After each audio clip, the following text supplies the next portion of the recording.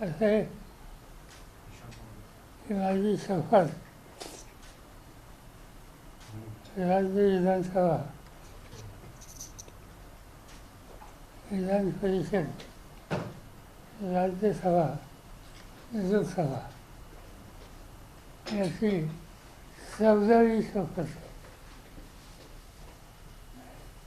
यंदाच्या वर्षी माझं 67 साली पहिल्यांदा मी विधिमंडळात आलो आणि तेव्हापासून आजपर्यंत 59 years without break मी कंटिन्युअसली कुठल्या ना कुठल्या हाऊसमध्ये आहे. आता आणखी 6 वर्ष मिळाली त्याचा अर्थ 65 years पार्लमेंटचे करिअर कदाचित हे रेकॉर्ड असेल.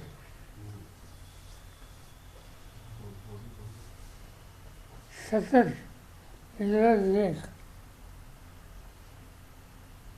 65 years अजून ती निवडलेली आहे. माझ्या माहितीप्रमाणे तामिळनाडूचे मुख्यमंत्री काय त्यांचं नाव? Karunanidhi. He has also in a viधिमंडळ for quite long. But once he lost, Atal Bihari Vajpayee, he was also enjoying quite long. But once he lost, fortunately, and every election I succeeded to win.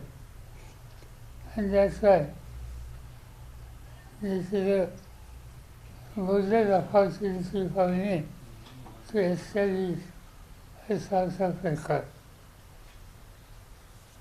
आज त्याचाच एक भाग होता. फक्त याच्या आधीच्या सगळ्या शपथ किंवा संन्यासींची मी स्वतःच्या पायाने आलो. आज मला वीज वापरायला लागली आणि त्याचं कारण 2 महिन्याच्या पूर्वी I was suffering from pneumonia. माझा 1 महिना हॉस्पिटल आणि मेडिकल एडमध्ये गेला. त्यानंतर मी दिल्लीला येऊ शकलो नाही. काल आलो जवळपास 1.5-2 महिन्याच्या नंतर. असा रेग्युलर काम माझं सुरू होईल किंवा झालं. मी राज्यामध्ये आणि अन्य ठिकाणी जायला असं मला काय अडचण नाही. सर आज बारामतीमध्ये सर अर्ज भरलाय सुनेत्रा पवारांनी. काँग्रेसने उमेदवार दिला, तुम्ही भूमिका जाहीर करून सुद्धा की बिनविरोध व्हावी निवडणूक. का असं घडलं असावं, तुमचं काय म्हणणं? आता ते उमेदवार राजकीय पक्षांनी देणं त्यात काय फार चुकीचं असं नाही. त्या पक्षाचा हा निर्णय. काँग्रेस एक मोठा राजकीय पक्ष आहे. त्यांनी निर्णय घेतला, त्याचा अधिकार आहे. त्याची फार चर्चा करण्याचं कारण नाही. आणि विंजर द्या ही मागणी करण्याचंही काही कारण नाही. लोकशाहीमध्ये निवडणूक तुम्हाला लढवायची असेल तर समोरसुद्धा कोणी लढेल हे मान्य करूनच निवडणुकीत करायला हवे. तुम्ही सुनेत्रा पवार यांना पाठिंबा दिला, पण प्रचार करणार तुम्ही किंवा सुप्रियाताई वगैरे? नाही, आम्ही उमेदवार उभा केला नाही. आमचं मर्यादित आहे. प्रचार काय करायचा? तर मागची निवडणूक जी झाली ते सुप्रिया विरुद्ध हाच उमेदवार होता. आणि ज्यांनी फॉर्म भरला त्या सुप्रियाच्या विरुद्ध 3 लाख मतांनी सुप्रिया निवडून आली. त्यामुळे आम्हाला त्याचं काही वैशिष्ट्य नाही. सुप्रियाची 4थी निवडणूक होती आणि त्यामुळे निवडणूक पाठिंबा लढवणं काही नाही. लोक या संबंधी काय मताचे आहेत हे स्वच्छ दिसतं. तुमचं पण आणि- प्राधान्य- दादांच्या निधनामुळे सहानुभूतीची लाट होती. लोकांचं म्हणणं होतं की दादांनी इतक्या वर्ष उपमुख्यमंत्रीपदी काम केलेलं आहे म्हणून ही निवडणूक बिनविरोध व्हावी. आणि त्यांचं म्हणणं असं होतं की महाविकास आघाडी म्हणजे तुमच्या पक्षाकडनं किंवा उद्धव ठाकरेंच्या पक्षाकडनं उमेदवार नाहीये, पण काँग्रेसला तुम्ही बोलावं किंवा महाविकास आघाडीतील नेत्यांनी बोलावं. काय बोलायची गरज नाही. असं आहे की अनेक लोक अनेक निवडणुका लढवतात, यशस्वी होतात. राजकारणात जे फसतात ते लोकांचं काम करण्याच्यासाठी. आणि अजित पवार हे ॲक्टिव्ह होते लोकांच्या विकासाच्या कामात त्यांचं लक्ष असतं आणि त्यामुळे त्यांच्याबद्दल त्या मतदारसंघात एक आदर आहे. पण तो आदर आहे ही गोष्ट मान्य केली पाहिजे. दुर्दैवानं ते अपघाती निर्णयाने गेले त्याचं दुःख कुटुंबामध्ये आम्हा सगळ्यांना आहे. आणि पवार कुटुंब जे आहे त्या कुटुंबामध्ये एक पद्धत आहे, कुटुंब प्रमुख सहसा त्याची भूमिका राजकीय नाही बाकीची ही आमच्या कुटुंबात मानली जाते. आणि आज कुटुंब प्रमुख म्हणून माझ्या जबाबदारी आहे. आणि त्यामुळं आम्ही ठरवलं की निवडणूक लढवण्याचा अधिकार आहे तो आपण लढवायची नाही. साहेब सर एकीकडे एक दुसरा एक प्रश्न आहे की आज तिथे एवढं अर्ज दाखल कार्यक्रम झाला आणि सभा पण झाली आणि त्याच्यामध्ये एक फोटो बॅनर लावला. त्याच्यामध्ये मोदींचे पण फोटो होते आणि अमित शहाचे पण फोटो होते. जी की पार्टी आहे सुनेत्रा पवार यांचे, त्या कार्यक्रमामध्ये त्यांचे फोटो लावले गेले होते, भाजपच्या नेत्यांचे फोटो लावले गेले होते. चुकीचं काय त्यांच्या पक्षाचे फोटो असतील काय अडचण काय प्रश्न काय. पक्षाचा कार्यक्रम होता पण इंडियनच्या नेत्यांचे फोटो लावले गेले होते असा प्रश्न उपस्थित केला जातोय. ते इंडियामध्ये आहेच ना. तिथल्या एका बॅनरवर तुमचाही फोटो आहे. माझं असेल तर ते चुकीचं आहे. साहेब एकीकडे आणि बारा आम्ही त्याला या निवडणुकीत आम्ही काही विरोध केलेला नाही. आम्ही कॅन्डिडेटच उभा केला नाही. आणि त्यामुळे आम्हाला लोकांचे फोटो दिले नसते तर योग्य दिसतात. सर त्याच बॅनरवर अजितदादांचा हा नावच पुरेसा आहे असं म्हणून प्रफुल्ल पटेल आणि सुनील तटकरे यांच्या नावाला पण कुठे ना कुठे साईड केलं. कळलं नाही. अजितदादा यांचं नावच पुरेसं आहे. प्रफुल्ल पटेल आणि तटकरे यांचं यांच्या नाव घातकी लोकांची गरज नाही असं म्हणताय. त्यांच्या पक्षाची ती स्थिती आहे. त्याचा अर्थ असा होता की प्रफुल्ल पटेल आणि सुनील तटकरे यांनी पक्ष ताब्यात घेण्याचा प्रयत्न केला, त्यामुळे अशा घातकी लोकांची गरज नाही, फक्त अजित पवार हे नावच पुरेसं आहे असं त्याचा अर्थ होता असं सांगितलं जातं. त्याचा अर्थ त्याचा निष्कर्ष हा त्यांनी काढलेला आम्ही कोणी काढलेला आणि त्यामुळे त्याचं स्पष्टीकरण त्यांनी द्यायला हवं. सर राहुरीमध्ये एकीकडे तुम्हीच उभं तुमच्याकडे ती जागा होती राहुरीची, प्राजक्त तनपुरे लढणार होते, पण त्यांनी पण देखील माघार घेतल्याचं कळत आहे. माहिती नाही कारण फॉर्म भरलाय का त्यांनी? नाही त्यांनी नाही अर्ज भरला. नाही अर्ज भरला नाही. तनपुरेंनी नाही अर्ज भरला. तनपुरेंसोबत लोकांचे प्राजक्त तनपुरेंसोबत भाजपच्या नेत्यांनी चर्चा केली म्हणजे रवींद्र चव्हाण आणि महाजनांनी, आणि मग तुमच्या विकासाचे मुद्दे आम्ही मार्गी लावू असं म्हटले, त्यामुळे ते थांबले. माहिती नाही. कारण मला माझ्या पक्षाने सांगितलं की एक तत्परीचे निवडून असेल किंवा कोणी मोकाच्या म्हणून कार्यकर्ता ते निवडून असेल आणि त्यांना असं वेळेस केलं तुम्ही निर्णय स्थानिक पातळीवर घ्या तो आम्ही घेतला असेल. तर एक प्रश्न असा आहे की उद्धव ठाकरेंना पाठिंबा दिला पाहिजे विधान परिषद निवडणुकांच्या अनुषंगाने असं तुम्ही म्हणाला होता, मात्र दरवेळी आम्हीच का पाठिंबा द्यायचा असं काँग्रेस प्रदेशाध्यक्ष सपकाळ यांनी म्हटलंय. सपकाळ म्हटलं त्यांचा अधिकार आहे पक्षाच्या वतीनं. उद्धव ठाकरेंनी मी राज्यसभेला उभं राहायचं म्हणल्यावर मला फोन करून सांगितलं की आमचा पाठिंबा आहे. त्यामुळे मला असं वाटलं की त्यांनी आपण म्हणून आम्हाला पाठिंबा दिला आणि सरकारने दिली त्यामुळे आपण इथे दाखवा. साहेब सर, एक प्रश्न असा आहे की दरवेळी काँग्रेसकडून असं होतं, म्हणजे महाविकास आघाडी म्हणून तुम्ही आता पण भूमिका घेतली बारामतीच्या निवडणुकीत की आम्ही उमेदवार देणार नाही, बिनविरोध व्हावा असं सुप्रियाताई अनेकदा म्हणाल्या, पण काँग्रेस उमेदवार देते. आता उद्धव ठाकरेंच्या वेळी सुद्धा बिनविरोधाची अपेक्षा म्हणजे विधान परिषद त्यांना पाठिंबा द्यावा, पण काँग्रेस म्हणते आम्ही दरवेळी पाठिंबा का देऊ. तर काँग्रेस कायम महाविकास आघाडीच्या विपरीत भूमिका का घेते. असं की एखाद्या मतदारसंघात एखाद्या मोठ्या राजकीय पक्षाने एक भूमिका घेतली तेव्हा काही राष्ट्रीय इश्यू नाही, राज्याचा इश्यू नाही. ठीक आहे, त्यांना असं वाटतं त्यांची परिस्थिती बघून त्यांनी निर्णय घेतला. साहेब, विलिनीकरणाच्या संदर्भामध्ये वारंवार चर्चा होते, काय पक्षांतर्गत यापूर्वी काय चर्चा झाली होती का आणि आता स्टेटस काय आहे. असे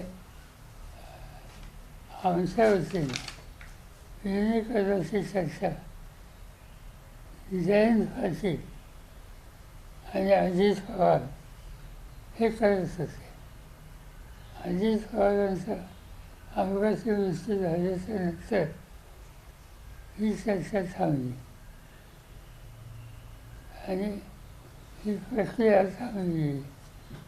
असा तो विषय आमच्या पक्षात त्याची चर्चा आता झालेली नाही.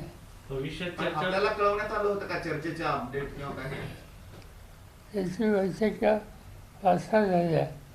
बैठक झाल्यानंतर दोघांच्यापैकी एक मला येऊन ब्रीफिंग करायचं. भविष्यात या संदर्भात ही प्रक्रिया पुढे होऊ शकते मर्जरच्या संदर्भामध्ये. आज ते नाही सांगते.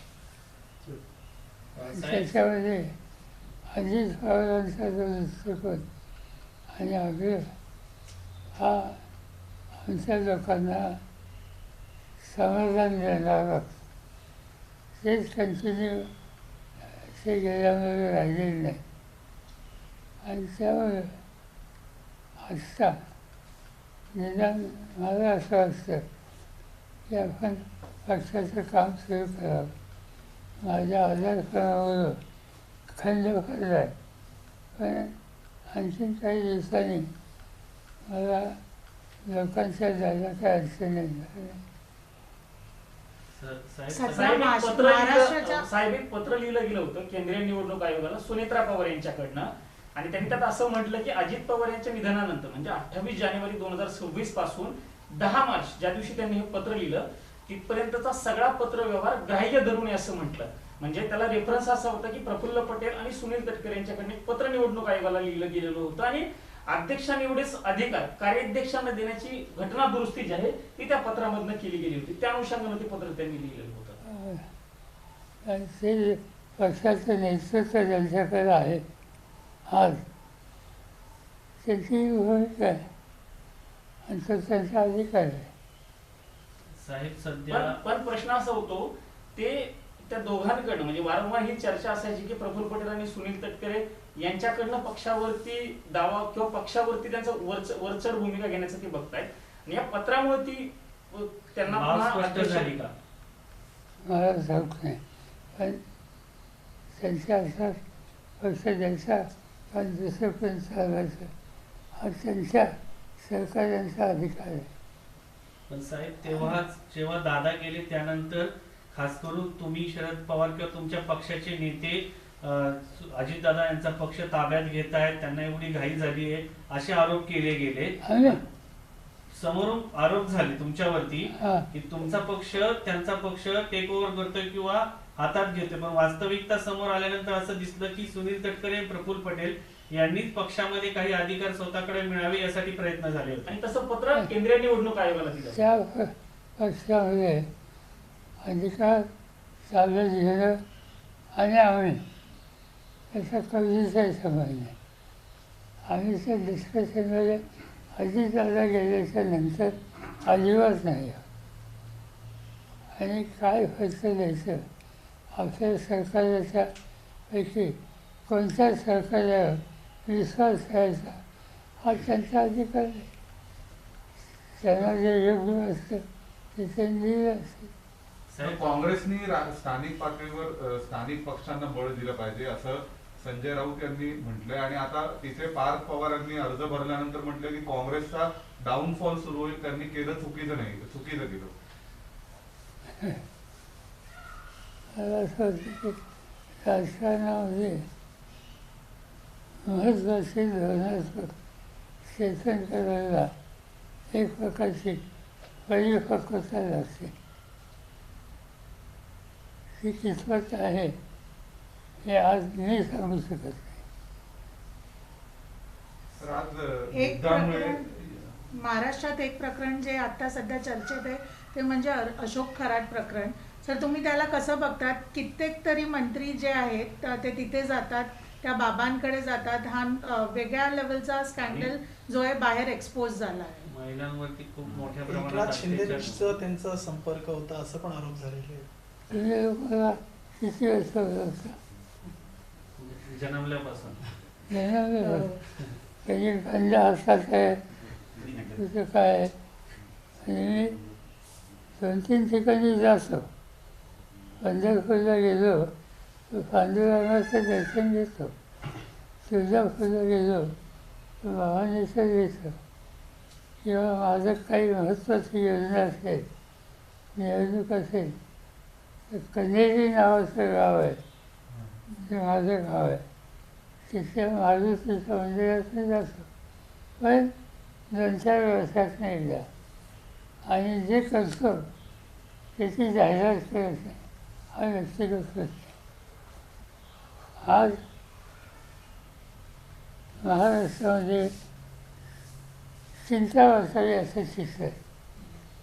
कारण खराच बाबा काय, काल मी वर्षांपासून वाचत आणखीन एक कोणतरी बाबा आला आहे. आणि आज वाचत आणखीन एक कोणतरी मुस्लिम समाजाचा बाबा आला आहे. म्हणजे बाबांची गर्दी महाराष्ट्रात असते. आणि एका बाजूनं शाहू फुले आंबेडकर हे नावाने अखंड बोलायचे. आणि अशा बाबांच्या समोर आमच्या ते लोकप्रतिनिधी, लोकांच्या राजनीतीचे ते जाऊन जे काही करतात हे या सगळ्या विचाराशी विसंगत आहे. साहेब, याच्यामध्ये रुपाली चाकणकर हे महिला आयोगाच्या अध्यक्ष होत्या आणि त्यांचे आणि त्यांच्या बाबाचे आर्थिक हितसंबंध किंवा दररोज बोलणं होत होतं असं आरोप केले जात आहेत. तर याकडे कसं बघता? आणि त्याच्यामध्ये शेकडो महिलांचे व्हिडिओ समोर आले. आर्थिक अँगल समोर आलेला आहे. शेकडो महिलांचे व्हिडिओ समोर पण आले, त्याच्यामध्ये आर्थिक अँगल पण. हे गुन्हा असो.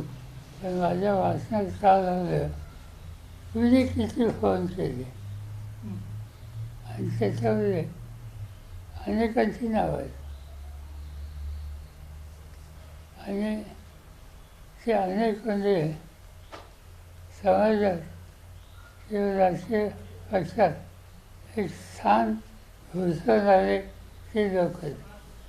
माझ्या मते ही चिंतेची बाब आहे की अशा पदावर बसलेले लोक अशा सगळ्या कामात इतक्यादा सहभागी असतात. हे चित्र महाराष्ट्राला असू नये. साहेब, सध्या युद्धजन्य परिस्थिती आहे देशामध्ये. खास करून शेतकऱ्याला मोठा फटका बसेल असं सांगितलं जातंय. तुम्ही देशाचे कृषी मंत्री राहिले आहेत, भारतावरती याचा काय परिणाम होऊ शकतो? परिणाम होणार, पण आज मला एक माहिती मिळाली की कालपासून बासमती तांदूळ त्या भागात असं तो चांगला होता, त्याला आता संमती मिळाली.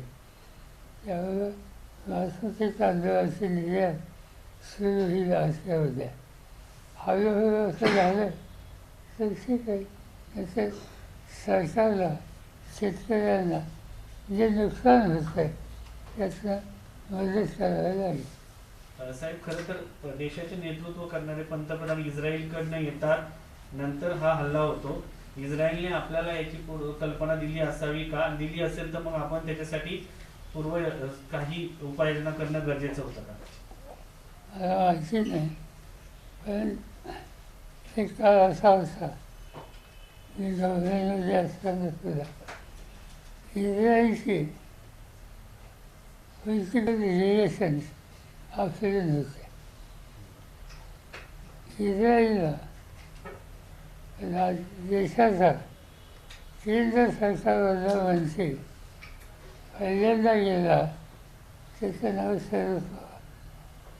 मी आणि मी गेलो त्यावेळेच्या प्राईम मिनिस्टरच्या सांगण्याने. मी गेल्याच्या नंतर तिची शेती ही पाहण्यामध्ये मला इंटरेस्ट आहे. तुमच्या डेलिगेशनमध्ये मी येऊ इच्छिते अशी मला विनंती त्यावेळेला राजस्थानच्या मुख्यमंत्री काय त्यांचं नाव वसुंधरा त्यांनी केली. मी चला म्हणलं. नंतर मला नरेंद्र मोदी गुजरातचे मुख्यमंत्री होते, त्यांनी विनंती सुचवलं त्यांची यायची इच्छा आहे. त्यांना मी प्राईम मिनिस्टरची परवानगी या म्हणून सांगितलं. माझं जे शिष्टमंडळ होतं त्या शिष्टमंडळामध्ये हरियाणा, पंजाब, राजस्थान आणि गुजरात याचे प्रमुख हे माझ्या शिष्टमंडळ होते.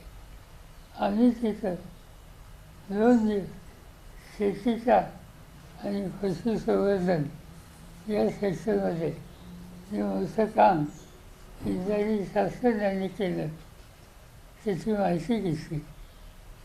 आणि 4 दिवसांनी आमचं शिष्टमंडळ परत त्या निघालं. त्यावेळेला मोदी साहेबांनी मला विनंती केली की त्यांना आणखीन 2 दिवस राहायची इच्छा आहे. मी प्राईम मिनिस्टरला विचारलं, त्याने हो म्हणून सांगितलं. मोदी साहेब आणखीन 2 दिवस राहील. हा एवढा मर्यादित संबंध इस्रायलशी आम्हाला लोकांचा होता, पण तो पॉलिटिकल किंवा लष्कराशी संबंधित असा नव्हता. सर, तुम्ही आता जो पार्लमेंट सेशन विजिट करणाऱ्या जिथे प्रेझेन्स असणार तो म्हणजे एक्सटेंडेड सेशन असणार 16, 17, 18ला. त्यावेळेस विमेन रिझर्वेशन बिल बरोबरच डिलिमिटेशन प्रोसेस जो एक मोठा असा मेजर रिफॉर्म होणार आहे. लोकसभाच्या सीट्स 816 816पर्यंत पोहोचणार आहे. तुम्ही कशा प्रकारे ह्याला बघताय? हे कसं आहे की माझ्या वाचनात आलं झालं आहे. अजून आम्हाला ऑथेंटिक पार्लमेंट सेक्रेटरीकडनं किंवा गव्हर्नरकडनं काही कळलेलं. पण ही चर्चा बरेच दिवस आहे सीट वाजायची. आता काही उदाहरण असेल, आजच माझ्या पक्षाचे 8-9 खासदार सकाळी माझ्याकडे होते. त्याचे सुफियाचा मतदारसंघ आहे तो 24 लाखाचा,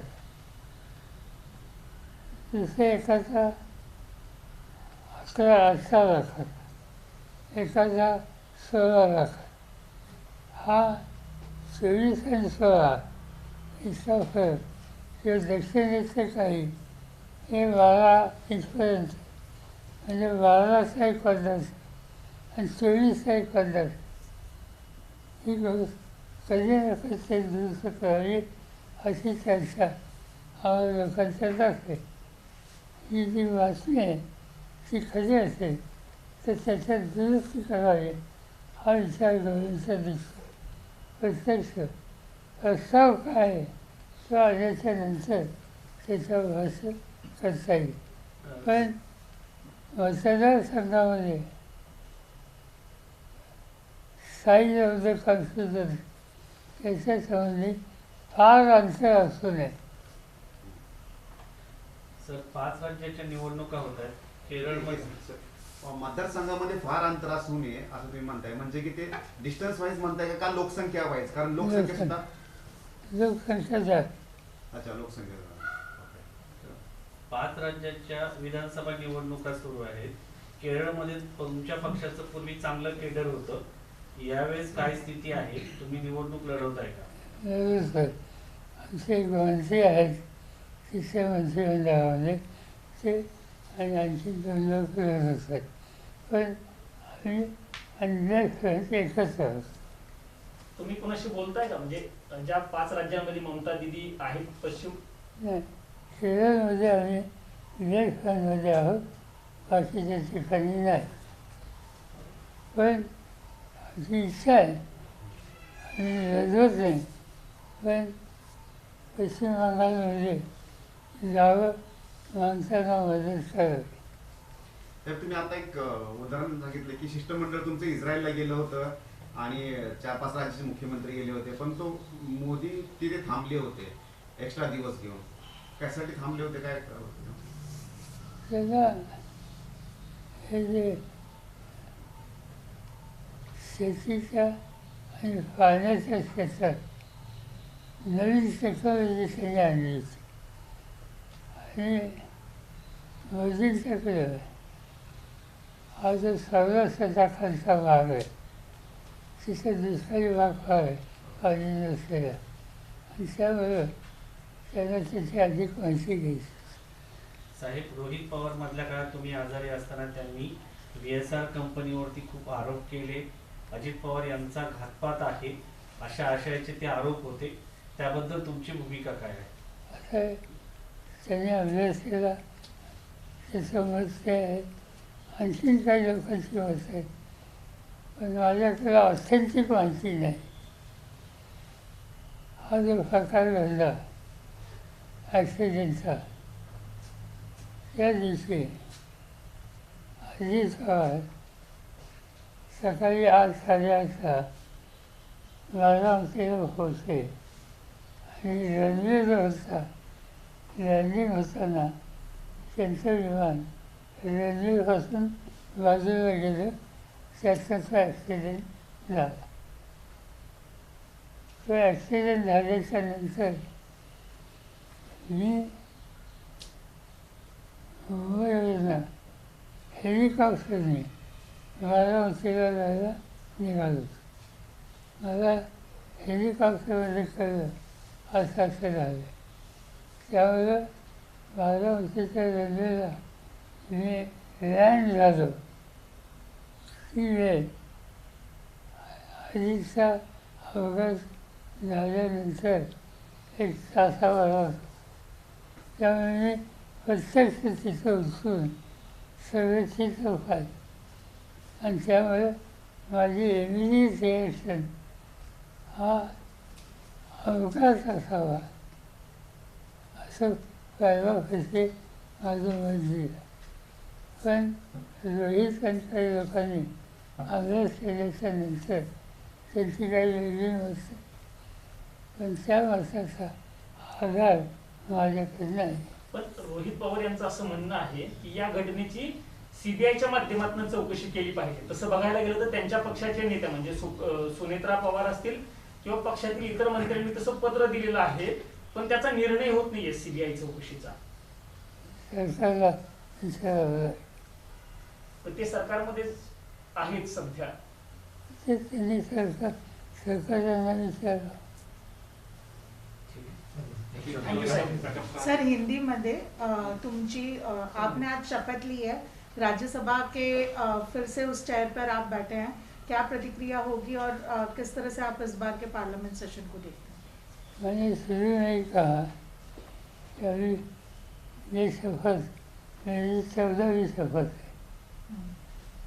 ये शपथ मेरे पार्लियामेंट्री फाइटिंग से कंटिन्यूस 69 साल होने के बाद इसमें क्या